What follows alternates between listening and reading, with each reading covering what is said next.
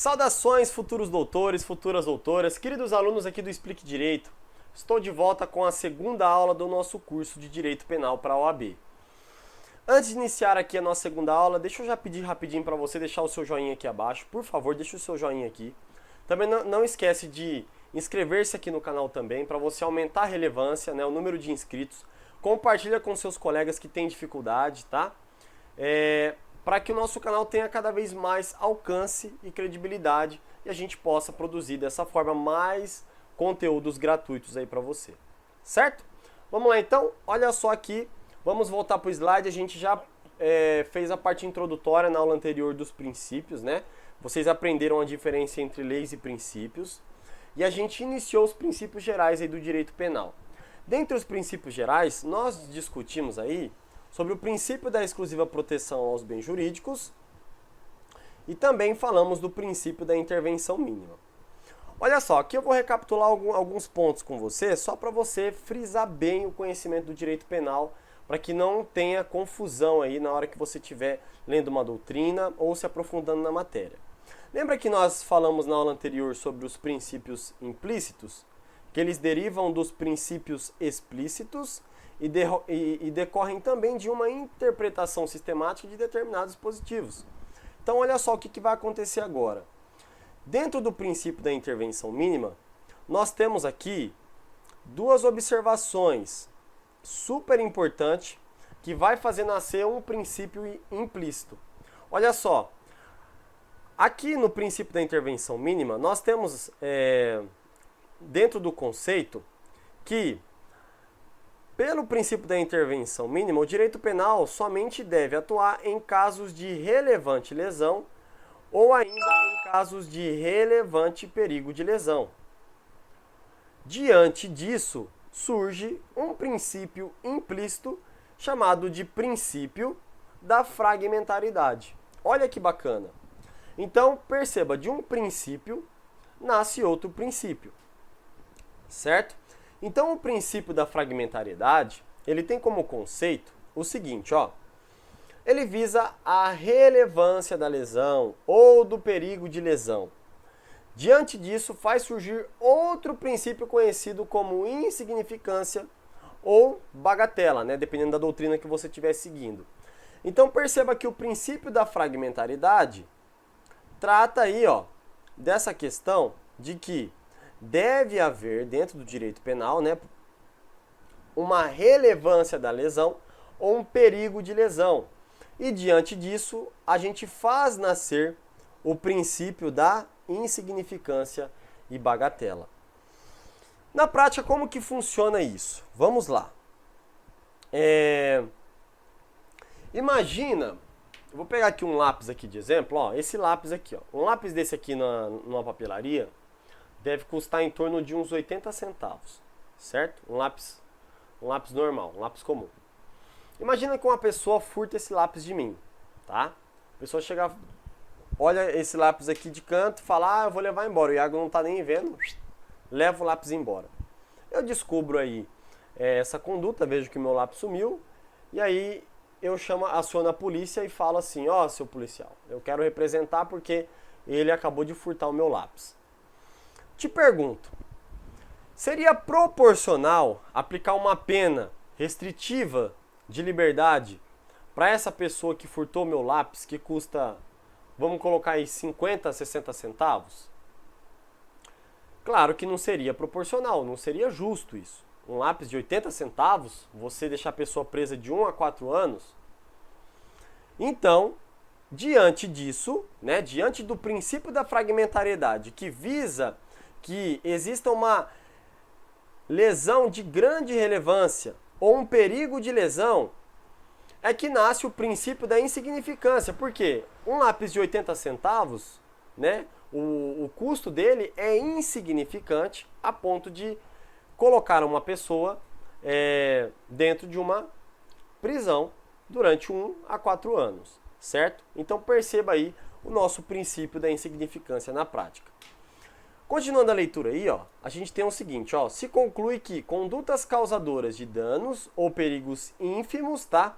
Ou seja, de menor monta, de perigos bem bem fracos, certo? Aos bens penalmente protegidos são consideradas materialmente, olha só que bacana, atípicas. Como que você vai entender essa questão do materialmente atípicas? Primeiramente, nós temos que passar pelos elementos do crime. Claro que nós não vamos aprender agora, de modo detalhado, todos esses elementos, mas eu vou apenas mostrar na tabela que dentro dos elementos de um crime a gente tem o fato típico, fato ilícito, que seja culpável, certo? Quando você encaixa esses três elementos, você consegue punir uma pessoa por um determinado crime, tá? Por uma determinada conduta ilícita. Então vamos lá, dentro do fato típico, nós temos conduta, resultado, nexo e tipicidade. A gente vai estudar apenas a questão da tipicidade, que é exatamente o que a gente acabou de circular aqui acima, certo? Dentro da tipicidade, nós temos a tipicidade formal, que é a subsunção do fato à norma, ou seja, quando você encaixa um determinado fato que aconteceu dentro de um determinado dispositivo do direito penal. Por exemplo, eu dou um tiro na cabeça de uma pessoa e mato ela. Olha só, você consegue encaixar isso dentro do direito penal? Sim, artigo 121, matar alguém. Tudo bem? Então, acabei de encaixar um fato dentro de um artigo do direito penal. Então, a tipicidade formal é a subsunção do fato à norma. É quando você liga o fato à norma. Mas não é o que interessa essa questão do formal. O que interessa pra gente é a tipicidade material. Na tipicidade material, nós temos que a tipicidade material é o grau de reprovabilidade da conduta praticada. Então a gente busca essa reprovabilidade dessa conduta, esse grau de reprovabilidade. Quando o grau de reprovabilidade ele é ínfimo, ele é pequeno, nós aplicamos o princípio da insignificância e bagatela, como por exemplo o lápis. O grau de reprovabilidade de uma pessoa que furta um lápis, ele é ínfimo. Ele é ínfimo, extremamente ínfimo. Ok? Então, por isso que será aplicado o princípio da insignificância. Tudo bem? Então, agora que você entendeu que o princípio da insignificância, ele aplica-se a determinados casos, retirando a tipicidade material, que é o grau de reprovabilidade, você percebe aí que você tem uma grande tese de defesa quando você for um advogado. Porque dependendo daquilo que o seu cliente, do tipo de crime que o seu cliente cometeu, né, e do grau de reprovabilidade, você consegue utilizar o princípio da insignificância em prol do seu cliente, certo? Aqui cabe uma observação que é o seguinte: nós temos dois tipos de crime no direito penal. O crime de contrabando, tá? Então vou anotar aqui, ó. Contrabando. E o crime de descaminho.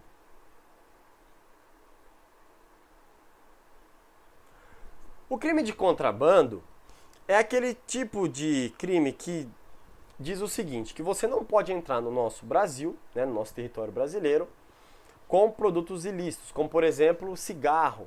O cigarro, né, a pessoa que traz cigarro do exterior, né, cigarros do Paraguai, ele comete o crime de contrabando.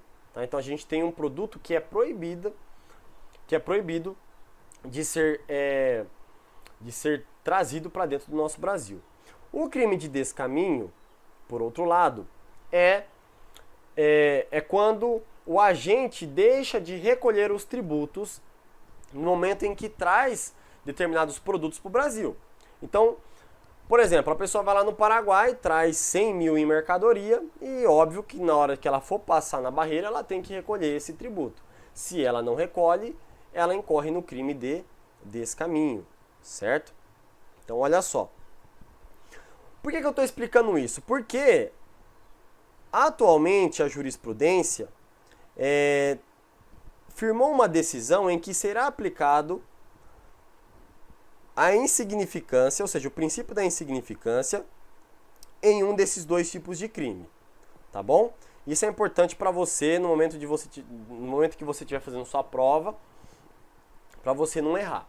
Olha só, insignificância, o princípio da insignificância será aplicado aqui dentro do crime de descaminho, certo? E nunca no crime de contrabando, tá? Então, o crime de contrabando não será aplicado o princípio da insignificância e bagatela. Então, a gente descarta. O crime de descaminho, você aplica o princípio da insignificância, tá bom? Só que nós temos aí requisitos para a aplicação desse princípio. Quais são os requisitos? O primeiro deles é que o valor desse tributo não pode ultrapassar, olha só, vou até anotar aqui, ó, não pode ultrapassar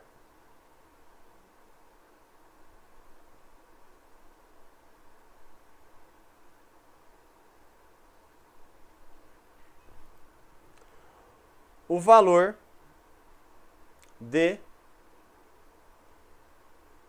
20.000. Então esse é o primeiro requisito para se aplicar o princípio da insignificância. Se ocorrer um crime de descaminho e o valor do recolhimento desse tributo não ultrapassar aí de R$ 20.000, então será aplicado o princípio da insignificância. O segundo requisito é que não haja uma conduta reincidente.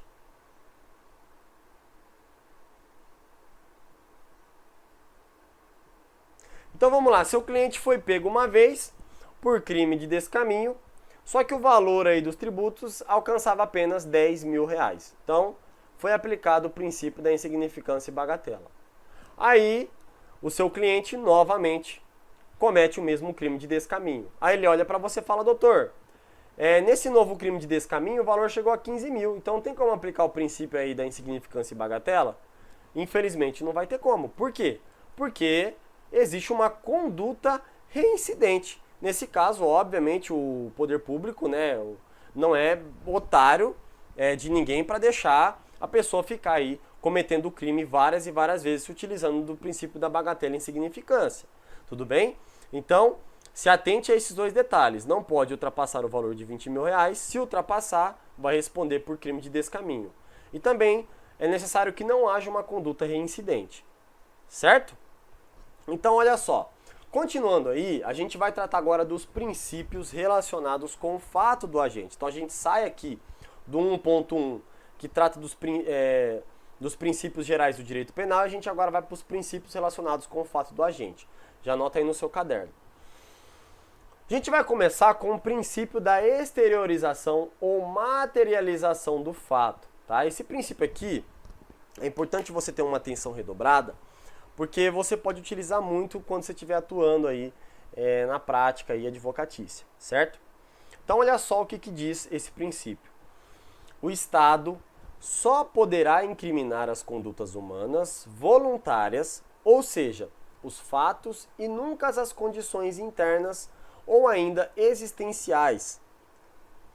Veda-se, nesse caso, o direito penal do autor que praticou o crime. Olha só.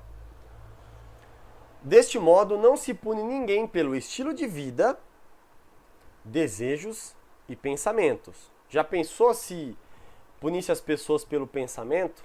Acredito que todos nós já estaríamos presos, né? Porque é impossível uma pessoa que já nunca mentalizou a morte de alguém, né, que te fez passar raiva nessa vida. Então, olha só, o princípio da exteriorização ou materialização do fato, ele se preocupa com essa questão de que o poder público, né, ele só deve punir a pessoa pelo fato que ela comete e também pelas provas que ali o judiciário tem para condenar essa pessoa. Então não pode, o promotor não vai com a sua cara, não gosta do seu estilo de vida, e aí ele oferece uma denúncia para te prender. Claro que não, de modo algum isso pode acontecer, tá? Ou ainda, eu deixei um exemplo aqui ótimo para você, que é o seguinte, que geralmente acontece no judiciário. Olha só, quando o réu tem um histórico de sentenças criminais transitado em julgado e está sendo denunciado por outro crime sem provas concretas, não poderá o acusador, que a gente pode colocar até a figura do promotor, né? Não poderá o promotor se utilizar do histórico pregresso do réu, né, do seu cliente, para tentar incutir ele a punição pelo fato não provado. Então imagina você estar lá no tribunal do júri, as provas não são concretas, e aí o promotor vai na frente dos jurados e fala o seguinte pro jurado, fala, ó, senhor jurados, mesmo que não tenha provas concretas, esse cara é um criminoso, esse cara já respondeu cadeia, esse cara já foi preso 2, 3 vezes. Peraí, a vida pregressa dele não importa, o estilo de vida dele não importa, o que importa é o fato que ele cometeu e as provas presentes no processo. Tá bom? Então o princípio da exteriorização, a materialização do fato aí, bem explicadinho para vocês. Agora a gente vai finalizar com o princípio da legalidade. De acordo com o artigo 5º, inciso 2 da Constituição Federal, olha só que importante, isso aqui é uma frase épica que todo mundo fala, né? Ninguém será obrigado a fazer ou deixar de fazer alguma coisa senão em virtude de lei. Tá? Tá aí uma frase que não serve com as nossas mães, né? Se a gente tentar usar essa frase com a mãe, a gente vai tomar uma surra de chinelo e vai ficar com lombardino e vai ter que fazer o serviço de casa do mesmo jeito, né? Mas olha só, eu não sou obrigado, nem você é obrigado a fazer nada que a lei não mande ou que a lei não proíba. Então, o que eu quiser fazer que não for proibido por lei, eu tô livre para fazer, você está livre para fazer. Agora, se a lei proíbe, opa, aí a gente não pode fazer. Eu posso fazer qualquer coisa que a lei não proíba. Eu posso deixar de fazer qualquer coisa que a lei não manda eu fazer. Entendeu? E olha só o inciso 39 da Constituição Federal, tá? Juntamente com o artigo 1º do Código Penal. Não há crime sem lei anterior que o defina, nem pena sem prévia cominação legal. Olha que previsão interessante. Não há crime sem lei anterior que o defina, nem pena sem prévia cominação legal. Então vamos lá. Recentemente saiu um novo tipo de tipo penal aí, que é o crime de stalker, né? Você ficar stalkeando aí uma pessoa, né? Perseguindo uma mulher. Então vamos lá.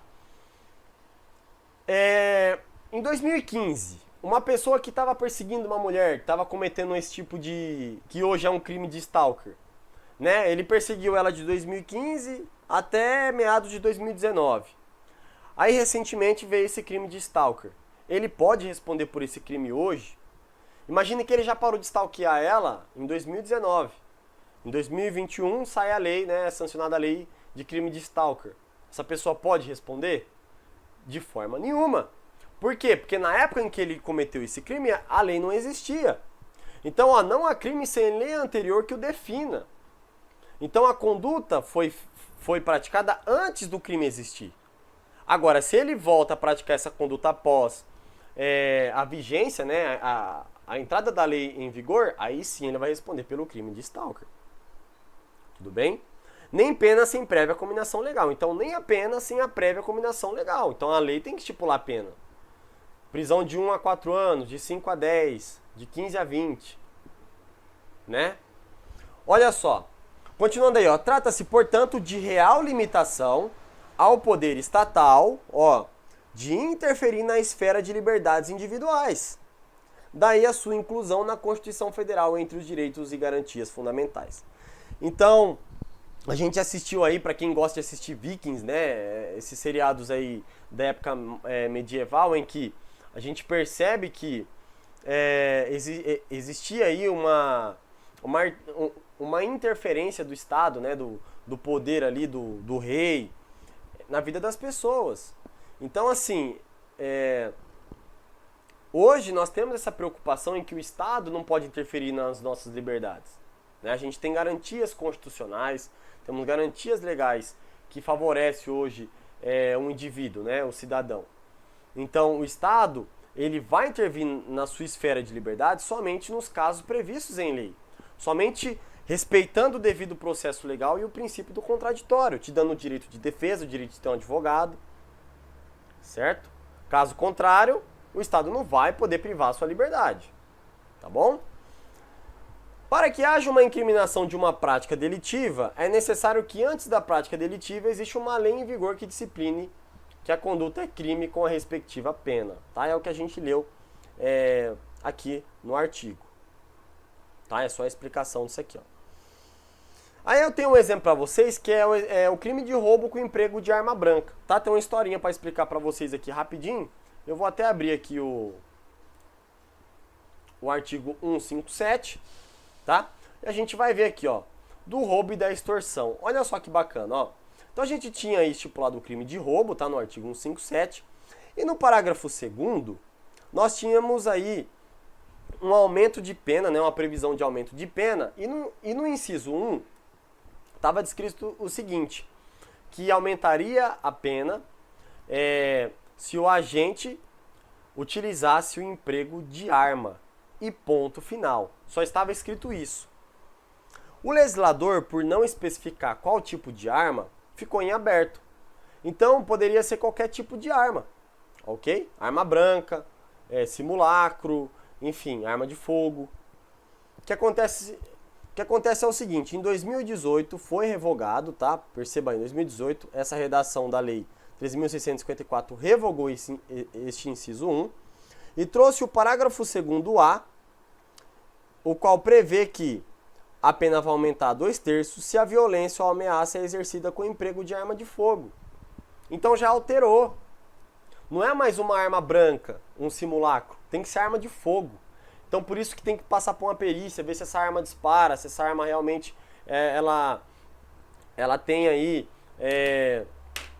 essa característica mesmo de arma de fogo. Porque se ela não tem, se ela for apenas um simulacro, uma arma inventada, né? Porque tem muita gente que solda uns canos, faz igualzinho uma arma, ele não vai ter esse aumento de pena, tá? Uma arminha de brinquedo, de plástico, uma arma branca, né? Uma faca, um facão, isso aí não causa esse aumento de pena. Então perceba que após 2018, com essa redação, começou aí a punir os agentes com esse aumento de pena quando eles empregam arma de fogo no momento de efetuar um roubo. E aí a gente encaixa isso aqui no nosso princípio da legalidade. Então, aquela pessoa que antes teria aumento de pena por praticar o crime de roubo com uma faca, com uma arma branca, hoje ela não tem mais esse aumento de pena. Somente haverá aumento de pena se ela utilizar uma arma de fogo. Certo?